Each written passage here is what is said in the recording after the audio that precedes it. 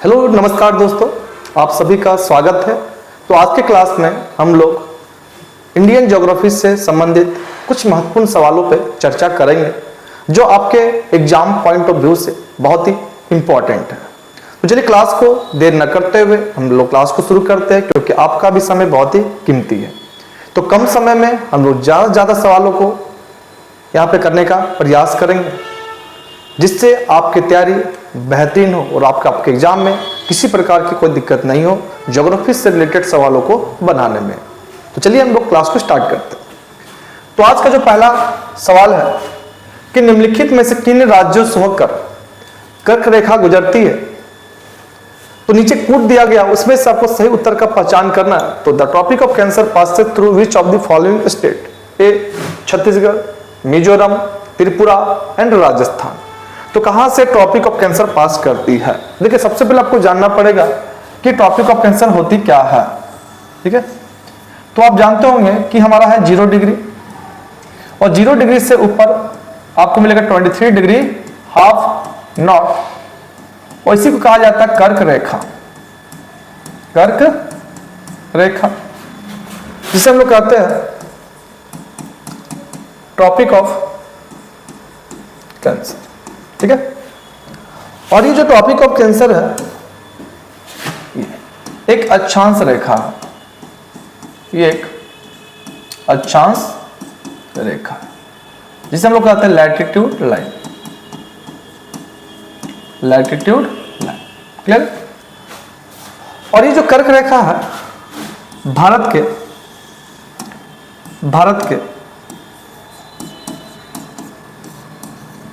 8 राज्यों से होकर गुजरती है। ये भारत के 8 राज्यों से गुजरती है। अब यहाँ पे देखना बहुत ही जरूरी है। चलिए हम लोग मैप के थ्रू यहाँ पे देखने का प्रयास करेंगे कि वो कौन कौन से स्टेट है।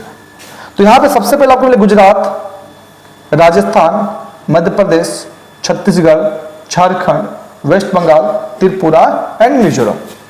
ये हमारे 8 स्टेट हो गए। अब यहाँ पे देखिए कौन कौन से हैं। तो देखा जाए तो यहाँ पर हमारा छत्तीसगढ़ है। देखिए यहाँ पे छत्तीसगढ़ आपको क्रॉस कर रहा है। दूसरा मिजोरम है, तो मिजोरम भी यहाँ से पास कर रही है ट्रॉपिक ऑफ कैंसर। तीसरा हमारा है त्रिपुरा, तो त्रिपुरा से भी देखिए यहाँ पर पास कर रही है कर्क रेखा। और उसके बाद है राजस्थान, तो राजस्थान से भी क्या कर रही है? पास कर रही है। तो राइट आंसर यहाँ पे हमारा हो जाएगा उपयुक्त सभी, यहाँ पर होगा ऑप्शन नंबर डी। क्लियर सभी को? तो कर्क रेखा भारत के 8 राज्यों से होकर गुजरती है। और अगर डायग्राम में देखा जाए तो सबसे लंबा ये कहां से पास करती है? एमपी से। और एमपी में आपका क्या हो जाएगा? मैक्सिमम यहां पे देखने को मिलेगा, और राजस्थान में आपको यहां पर मिनिमम देखने को मिलेगा। तो कर्क रेखा की न्यूनतम जो लंबाई है वो राजस्थान में है, और अधिकतम लंबाई आपको मध्य प्रदेश में देखने को मिलती है। और यही कर्क रेखा को माही नदी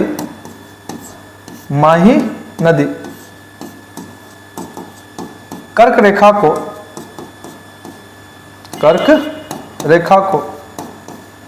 2 बार काटती है। 2 बार काटती है। तो ये सारी चीजें आपको यहाँ पे याद रखना। हम लोग इंडिया के सेंस पे बात कर रहे हैं, वर्ल्ड के रिगार्डिंग अभी बात नहीं कर रहे। वर्ल्ड में देखा जाए तो 16 या कहीं कहीं 17 कंट्री से टॉपिक ऑफ कैंसर पास करती है जी। 3 कॉन्टिनेंट से पास करती है, एंड 6 वाटर बॉडी से ये टॉपिक ऑफ कैंसर हमारी पास करती है। उसके बारे में हम लोग कभी बाद में चर्चा करेंगे। सिर्फ यहाँ पे इंडिया के संदर्भ में आपको यहाँ पे देखना है। क्लियर है? चलिए नेक्स्ट सवाल को चलते हैं। चलिए नेक्स्ट सवाल है कि पाक जल संधि किन 2 देशों के बीच में अवस्थित है? ए भारत पाकिस्तान, बी है भारत श्रीलंका, सी है मालदीव श्रीलंका, एंड डी है भारत मालदीव। तो पाक जल संधि, पाक स्टेट किन 2 देशों के बीच में स्थित है? तो देखिए, जब पाक स्टेट की बात करेंगे तो आप यहां पे देख पा रहे होंगे हमारा एक और इंडिया और दूसरी ओर कौन है? श्रीलंका। तो इंडिया एंड श्रीलंका यहां पर आपका राइट आंसर होगा। ठीक है, आपने देखा होगा कि इसका नाम क्यों पड़ा पाक स्टेट? तो आपने जानते होंगे कि सर रॉबर्ट पाक एक नाम था, सर रॉबर्ट पाक मद्रास प्रेसिडेंसी के क्या थे? गवर्नर थे, सर रॉबर्ट पाक। तो उसी के नाम पर इस स्टेट का नाम पड़ गया पाक स्टेट। ठीक है, तो पाक से पाकिस्तान आप समझने का भूल मत कीजिएगा। तो पाक स्टेट जो है इंडिया एंड श्रीलंका के बीच में आपको यहाँ पे देखने को मिलेंगे। और हमने यहाँ पर मैप का भी प्रयोग किया जिससे आपको यहाँ पे समझना क्या होगा, इजी होगा। तो बहुत सारे लोग समझते हैं भैया दिखता है कि पाक, तो तुरंत देखकर इंडिया पाकिस्तान, तो देखिए अगर नहीं पढ़े रहिएगा तो जाहिर सी बात है बहुत सारे लोग भारत पाकिस्तान मारेंगे ना जी, खुश हो जाएंगे, बोले वाह है कितना इजी सवाल है ना, पूछा पाक स्टेट, बट हो गया क्या, वो हुआ इंडिया एंड श्रीलंका के बीच में। ठीक है, चलिए। और इंडिया एंड श्रीलंका के बीच में आपको ये भी देखना पड़ेगा गल्फ ऑफ मन्नार, जिसको बोलते हैं मन्नार की खाड़ी। तो मन्नार की खाड़ी भी यहीं पर देखने को मिलता है। तो दो चीजें आपको यहां पर याद रखना है, एक तो पाक स्टेट और दूसरा gulf of Mannar, India and Sri Lanka के बीच में। और इंडिया में अगर बात करें तो देखिए तमिलनाडु यहां पर आपको देखने को मिल रहा है। ठीक है, चलिए।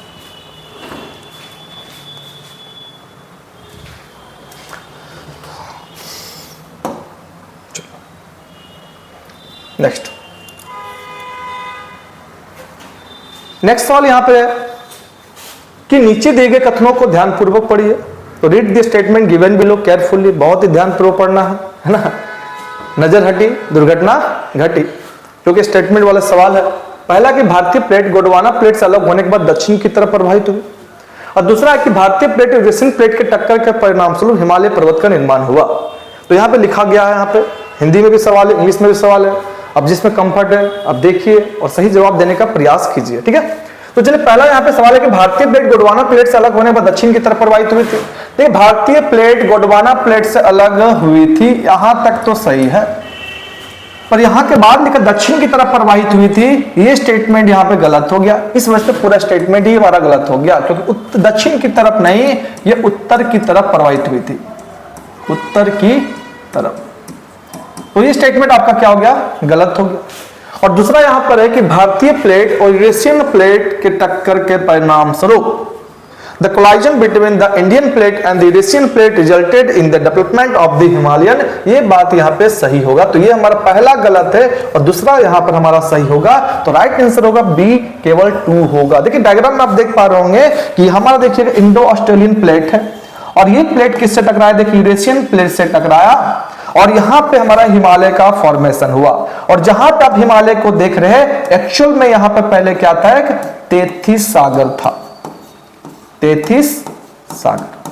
तो तेथिस सागर में वलन पड़ा, फॉल्ट हुआ, और तेथिस सागर में वलन पड़ने के फलस्वरूप हिमालय पर्वतमाला का यहां पे निर्माण हुआ और दो प्लेटों के टकराने से। डायग्राम के साथ आप यहां पे समझ सकते हैं। ठीक है, और हमने बताया था कि ये जो स्टेटमेंट क्यों नहीं होगा, क्योंकि आपको पता है कि भारत जो है हमारा वर्ल्ड पे अर्थ जो है ये, इसमें आप देखते होंगे कि पानी बहुत ज्यादा 71% आपको पानी देखने को मिलता है और 29% हमारा जमीन है।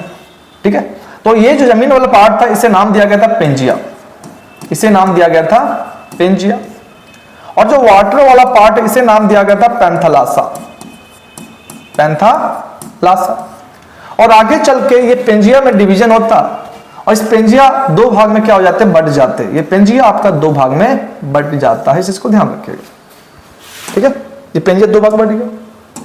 तो ऊपर वाले पार्ट का हमने कहा अंगारा लैंड, अंगारा लैंड, और नीचे वाला पार्ट को कहा गया गोंडवाना लैंड, गोंडवाना लैंड। ठीक है, और आगे चल के फिर इस अंगारा गोंडवाना में क्या हुआ, डिवीजन हुआ और इसी से हमारा भारत निकला। तो भारत जो देखा जाए तो यहां पे देखा जाए साउथ अमेरिका है ना, फिर यहां पे मिलेगा देखने को आपको अफ्रीका, फिर यहां पे देखने को मिला था आपको भारत, प्रायद्वीपीय भारत, फिर गौर की यहां पे मिलेगा आपको ऑस्ट्रेलिया, ऑस्ट्रेलिया, फिर मिले मेडागास्कर, मेडागास्कर, फिर देखने को मिलेगा आपको अंटार्कटिका। तो ये सभी चीजें हमारा किससे निकला था, गोंडवाना लैंड से। मतलब भारत जो है वो गोंडवाना लैंड का हिस्सा है। और जब गोंडवाना लैंड से टूटा तो इसका मूवमेंट आपको किधर मिला, उत्तर की तरफ मिला था, ना कि दक्षिण की तरफ। तो यहाँ पे सवाल क्या लिखा, दक्षिण लिखा था, इस वजह से ये स्टेटमेंट हमारा क्या हो गया, गलत हो गया ना। बहुत शॉर्ट में अभी हम आपको बता, इतना याद रखिएगा कि आज जो हम अलग अलग कॉन्टिनेंट को देख पा रहे हैं, पहला वैसा कंडीशन नहीं था। जितने भी कॉन्टिनेंट है एक सिंगल लैंड मास में था, उसे सिंगल लैंड मास को कहा गया था पेंजिया, और वो पेंजिया चारों ओर से पानी से घिरा हुआ था, उस भाग को कहा गया था पैंथालासा कहा गया था। और आगे चल के फिर उस पेंजिया में डिवीजन होता है और पेंजिया दो भाग में हमारा बढ़ जाता है। ऊपरी भाग को हम बोलते हैं अंगारा लैंड और इसी को कहा जाता है लॉरिसिया। इसको हम और एक नाम से जानते हैं, लॉरिसिया के नाम से भी हम इसे जानते हैं। ठीक है, चलिए। और निचला जो पार्ट है इसे हम कहते हैं क्या, गोंडवाना लैंड कहेंगे। तो भारत किसका पार्ट हो गया, इस गोंडवाना लैंड का। क्लियर है यहां तक सभी को? चलिए नेक्स्ट।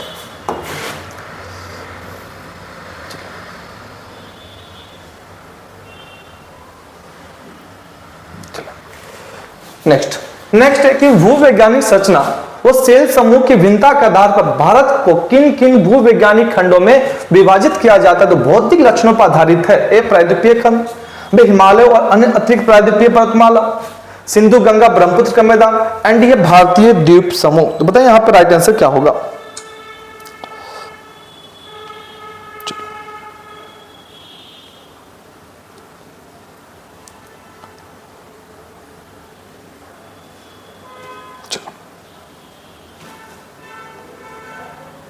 ठीक है, तो यहां पे पूछा जा रहा है कि भूवैज्ञानिक संरचना वो सेल समूह की, देखिए यहां पे सवाल को पढ़िएगा, भूवैज्ञानिक संरचना वो सेल समूह की भिन्नता के आधार पर पूछा गया। तो यहां पर आपको इसके आधार पर अगर देखा जाए तो तीन ही होते हैं। कितने होते हैं? तीन। और तीन की अगर बात करेंगे तो सबसे पहला प्रायद्वीपीय खंड मतलब पेनिनसुलर ब्लॉक या पेनिनसुलर पार्ट। दूसरा हमारा है हिमालय और अन्य अतिरिक्त प्रायद्वीपीय पर्वतमाला मतलब Himalaya and other extra peninsular mountain range. और तीसरा है यहाँ पे सिंधु गंगा ब्रह्मपुत्र मैदान या प्लेन्स बोल सकते हैं। तो यहां पर हमारा हो जाएगा ऑप्शन नंबर सी हो जाएगा, केवल 1, 2 एंड 3।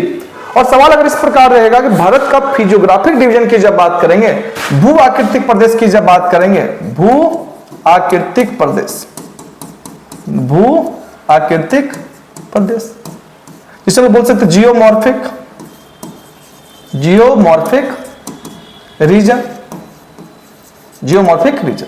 तो यहां पर आपको मिलेंगे 6 देखने को मिलते हैं। जियोमॉर्फिक में आपको यहां पे 6 देखने को मिलेंगे, पर यहां पे हम लोग कितने के बारे में बात करेंगे? 3 के बारे में ही बात करेंगे। ये सभी मिलेंगे आपको। ठीक है।